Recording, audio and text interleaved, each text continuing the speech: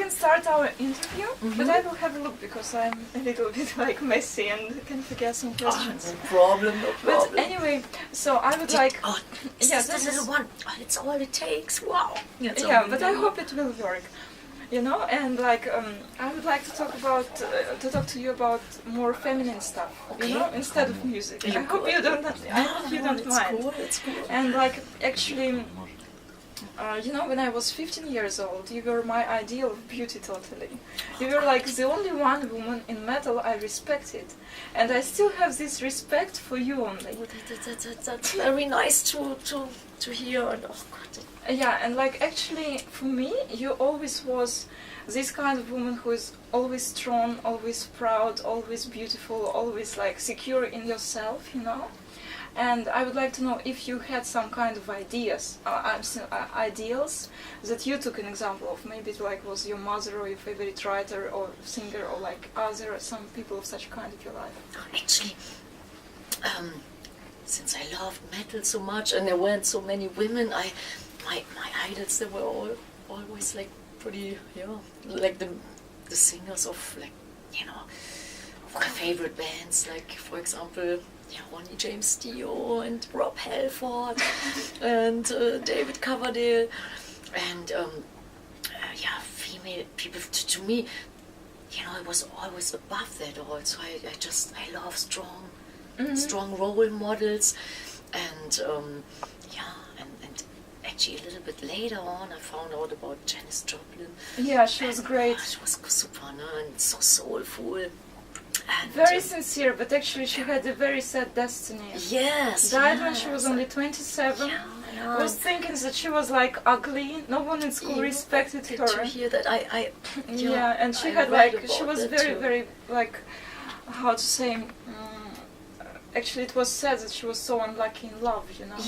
Yeah, and I found out that she had like so many obstacles to take when she was doing like her music, and yeah, and actually I think later on everybody showed much more respect for her talent. Yeah, but of course she deserves it. Summertime is totally, like such a good... Yeah, totally. And Ball and Chain I like, and I love so much stuff, and I just love her.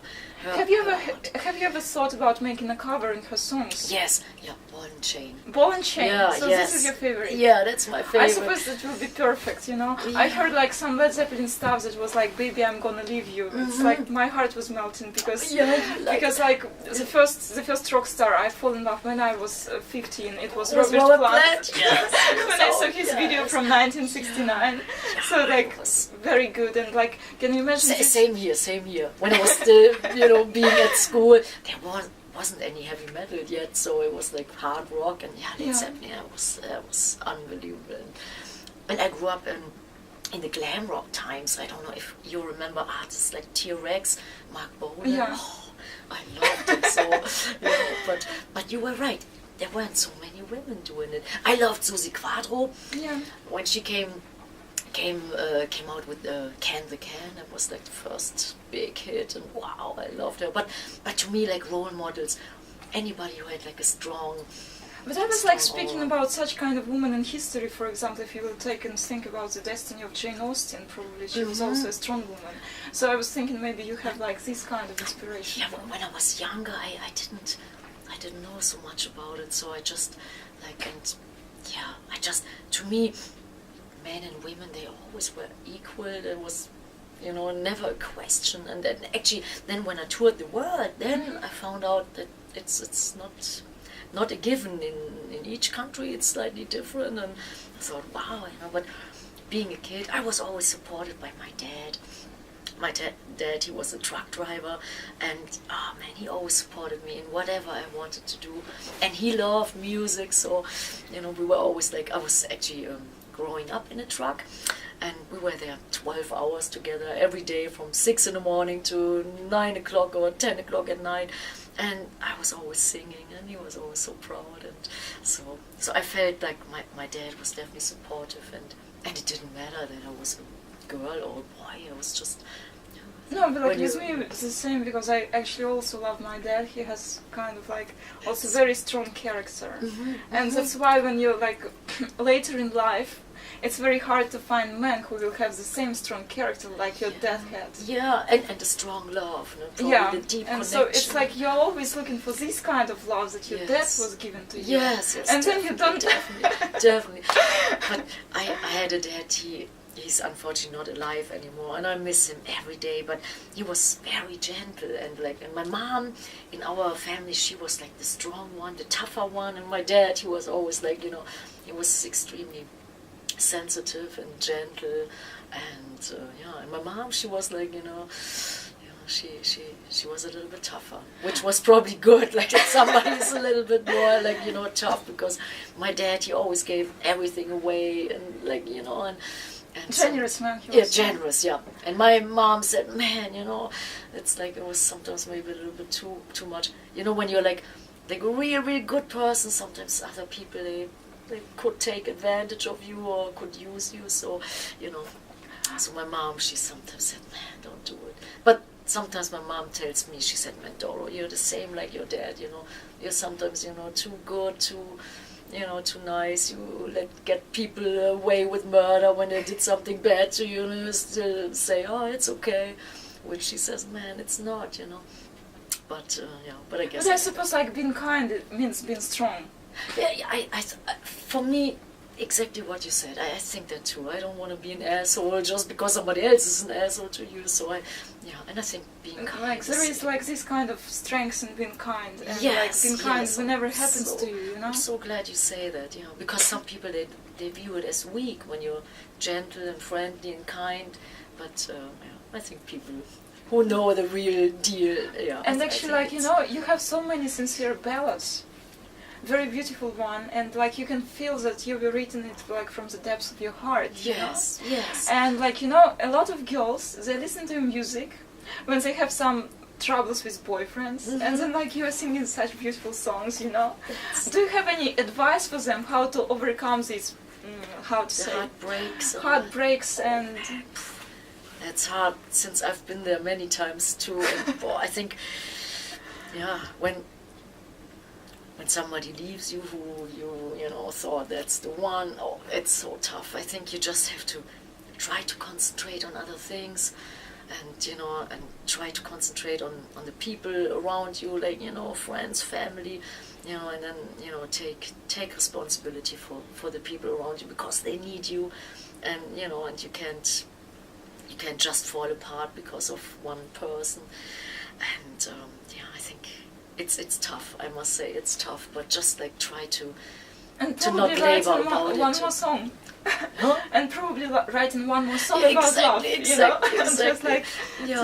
I must say, when I had the worst hardship, then I always definitely could write the best songs. Somehow, when you really feel it, then you can write something really meaningful and deep. But it's hard. Actually, you have one song that you done with Lemmy, "Love Me Forever." Yeah. Was it written by you both, or was it written by Lemmy? No, it was actually it was a Motorhead song, Yeah. and I always loved it so much. And then we got together, and we wanted to do one song together, and he played me Alone Again. And Lemmy wrote the song Alone Again, and I thought, oh, this is beautiful. Yes, this is a beautiful song. And then I said, Lemmy, there's another song I love by you, Motorhead. He said, what is it? I said, Love Me Forever. He It's said, really great lyrics, very deep. Very deep. No, and Lemmy is a very deep songwriter and very deep person. So I asked him, I said, can we but record a this lot of as people well? can think that he's probably just rock and roll guy who's drinking whiskey all the time. Yeah, no, but it's no. Totally not true. Yeah, that's definitely one Because side of his. if you see and look at the lyrics, what he's writing, it's so deep. Yeah, and even when you speak to him, he always has something to say, which either makes you think or makes you laugh. And he's a very, very intelligent, very deep person, very soulful, and he has a lot of things to say, and I love his lyrics. And great sense of humor as well. Yes, great sense of humor, very dark, but yeah. English little bit. Yes, dark English humor, which I think it's the best. But Love Me Forever was a Motorhead song, but I always loved it, so I asked him me if as he well, can that's why I was record curious it what again. it's like, this story behind it. Because I was thinking probably it was written for you specially, and... Yeah, no, it was on a Motorhead album. Was it 15, 16, I think. Yeah, and I always loved it, and you know, it's oh God. March Should I is also one of my favorite songs of Motorhead. Too Good to Be True, about love. That's like perfect. Too Good to Be True. Yeah. Do you remember that? Yeah. I don't know all the lyrics about that, but yeah, I have some Lost in the Ozone. Yes, it's also great too, and there's so many great ones, and yeah, especially when it comes on the new one too. I have a couple of favorites, like the Brotherhood of Man. I think is my favorite there, but yeah, it's so many more things which, you know, it sounds great, sounds cool, but yeah, the lyrics, I think he's an awesome songwriter. Even the stuff he wrote for and with Ozzy, I love. Or Mama, I'm Coming Home. But actually, like, he was more successful with writing Ozzy songs, get more money from that than like earning with his own band. Yeah, but I think it's not about, like, you know, the money at all. Yeah, definitely for Lemmy, I think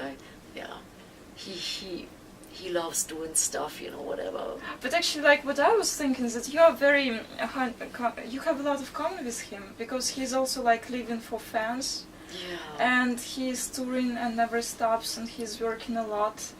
And it looks like he's going to do it forever, you know? Yeah. And you're like that, I think. I would love that too, like, as long as, like, you know, as long as the body keeps up with me, I want to do it till the day I die, and yeah, as long as the fans want to see the shows, I want to do it, and I always do it wholeheartedly and always give 150%, and I can't imagine a life without music or without touring. Oh God, that would make me probably so sad, but I hope I can always go on and die on stage in a great concert, you know, like After All We Are or something. And, you know, and actually, like, there is one more, like, another person in rock music that I really love, and this is Gene Simmons. Yes. And I think that he's a great philosopher of our time. Yes. And I wonder, have you read his book Sex, Money, Kiss and like this? No, not yet. You haven't? No. I didn't read. I didn't read all any of the rock and roll books yet. Yeah, I should, but I haven't. No. And have you ever thought about writing your own biography? Yeah, actually, but not now. It's actually so much fun to be on the road and to tour and to write new songs and do new CDs, or now the last DVD that took a whole year to make. So eventually, when I'm not on tour, because then I want to do it good and nice, and maybe write 2 books, one like a normal one, and then the real truth, which probably has to be on the index, because the real truth is sometimes, you know, it's so hardcore. Yeah, but it would be probably so shocking to the fans or to the people too, which, you know, I wouldn't even want to do it to them. So it's like, there are many, like, the real truth is sometimes like, you know, you don't even want to know about it. But eventually I wanna do it. So actually, like, so far, your songs and your lyrics is your kind of like your biography and your tour life. You're right. And my mission is definitely to make the fans happy. So whatever makes them happy, that's what I want to concentrate on. And I don't want to concentrate on the negative stuff, which writing a book, you know, you probably you have to take it all out, you know? Yes. And again go through these feelings that you have to when you and all the people who cheated you out of stuff, or, you know, who fucked around with you. There's so many, like, definitely in the music business, I must say, when I got in, like, I was 15, 16, I thought everybody's your friend, and I was so naive, and then, you know, so many stories which, you know, would be very, like, wow, shocking. So, but yeah, in writing songs, I definitely want to make the fans happy, and I love from super intense, deep, sensitive to super aggressive, you know, wild, where you can definitely, you know, live out or get energy from. So I definitely want to concentrate on that.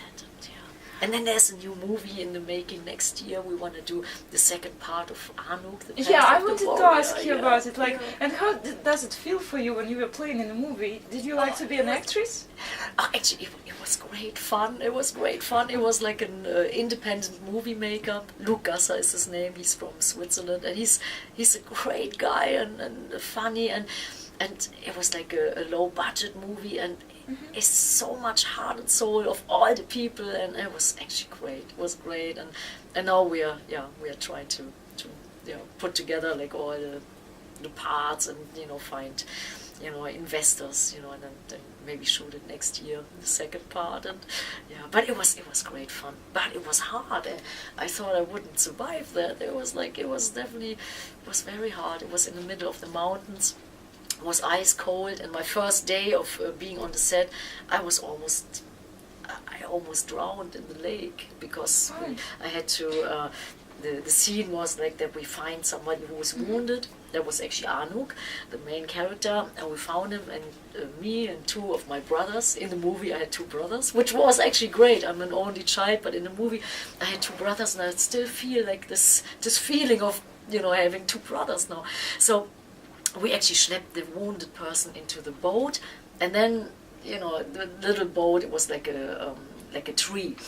And it couldn't hold 4 people, so in between 2 seconds, we were in the water, and I had like this heavy gear on, like was leather, and was like I had a sword and an axe, and it was all kinds of heavy stuff, and like the metal stuff, and so I drowned almost, and then people had to get me out, and it was close. It was so ice cold, and I thought, oh, and then since it was like an independent movie, there wasn't any dressing room, nothing, no trailer, and they didn't even have a towel, and I thought, oh. Then everybody thought probably I want to go home, but they said, no, it's okay, and that was my first day, and then from there on it was, I knew what I was getting into, and it was hardcore, but I was so glad that I survived it. So after a couple of weeks I was still alive, and we've all made it, so it was good, but it was tough.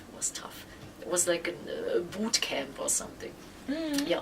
So usually, I always think like touring is hard, but doing the movie, that was harder than any touring experiences ever.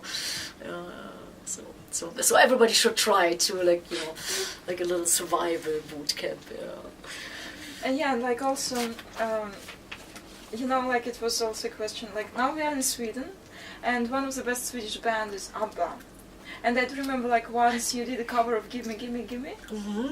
Yeah, like a rock metal version. Yeah, but like you're a queen of metal, and totally metal, like from the very tip of your toe to like you know what I mean.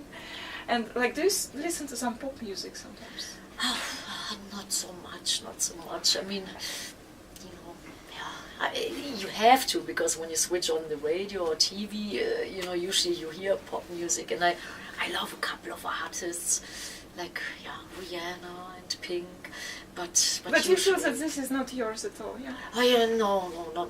I love rock. I love metal, rock, whatever. I love blues, whatever is intense, but but of course some pop artists, they are doing it great. They're doing a great job. They make people happy, so that's good, And but I'm more rock, definitely. But here and there, I love some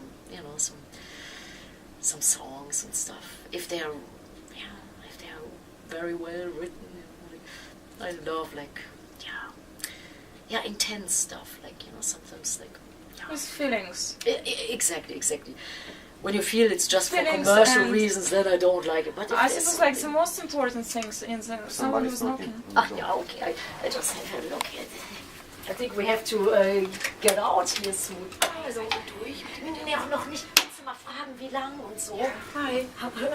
That's our tour manager. Hi. How long is it going to take for the interview? Because we're running a little late. We just started at 5 o'clock. So. Okay. And could you please give us at least like 20 minutes? We have to leave in 20 minutes. You have to leave in 20 minutes? We have to get out of the rooms in 20 minutes. Oh, and we also. Oops. Because it's 5:15 already. Yeah. Shall we say 15 minutes, Dolores? Or is it 10 minutes? Because you still have to pack. I have to pack my shit, Make it 10. Yeah? Okay. Okay, perfect. Thank you. Okay. It's okay. What's happening? Что она сказала специально для... Wenn du Lust hast, nur wenn du Lust hast, wenn's geht. Okay, so then like I mean like I'm so sorry to make you late, you know? It's always the case. And we actually were running late. Yeah, so I will just check what we... Yeah. You wanna pick out the Yeah, most the most important was interesting. like how it goes, but maybe you can tell us some words about new coming album when it's going to be released. Actually, oh God, it's so early in the game. I'm just preparing new songs and writing new songs. There's definitely one song I wanna put on the new album. It's a song for Ronnie James Dio, because we loved him so much, and it's so sad. And it's called Hero. Mm-hmm. That's the work title, but I think that will be the title. And I think that's definitely one song I want to have on. And there's some other songs between, anthems and hardcore, like fast songs, and some ballads probably too. But I don't have a work title yet for the album. And we just started, actually. We toured with Motorhead in December. Was it good? Christmas. Yeah, it was awesome. Touring with Lemmy. Have you and tried Mickey Lemmy and Phil. wine? Have you tried Lemmy wine? No. You don't drink at all? Sure. No. Really? Yeah, selling in Sweden. Oh, echt? No. Some friend of Mickey D who was putting it out Oh, nice. a wine. Yeah. So Lemmy wine, yes. It Lemmy, was like I would have thought it would be whiskey, because he loves whiskey, but no, I yeah, haven't tried the it. red wine. It tastes really, really good to food and meat. Yeah, I don't drink much. Usually, I always have to have a clean head to go on stage, and then to try to remember all the lyrics. And back then in the 80s, I had to drive everybody home or drive the tour bus, so I've never drinking a lot. But I would certainly want to try it. Yeah, But the tour was awesome. It was awesome. But what came out, the DVD just came out, and it's the DVD, it's called 25 Years Ago. Yeah, of course we know that. And in America it's coming out in September, the 13th of September, and then we're doing another tour in America. And now next week we're going to South America. And soon you will be back to Russia. Yes, in October. In October, yeah. So probably we can arrange time for a longer interview. Yes, definitely. So that will be Yeah, nice. this would be great. And Yeah.